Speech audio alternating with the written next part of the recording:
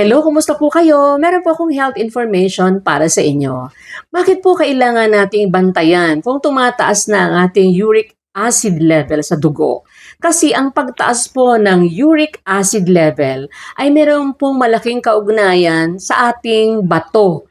Nagkakaroon po ng uric acid kidney stone at pwedeng magkaroon din ng chronic kidney disease ang isang taong masyadong mataas ang uric acid level. Sa ilang mga pag-aaral, napatunayan po nila na meron pong malaking kaugnayan ang uric acid level sa pagtaas ng blood pressure at sa heart failure.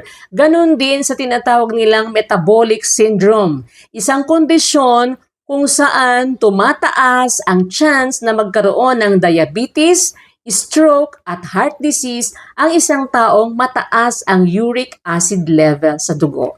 Kaya kailangan po, huwag nating pabayaan na manatiling mataas ang ating uric acid level. Tayo po ay kumonsulta sa doktor kung sa palagay natin tumataas na ang ating uric acid level, meron na tayong mga sintomas na nararamdaman sa ating katawan.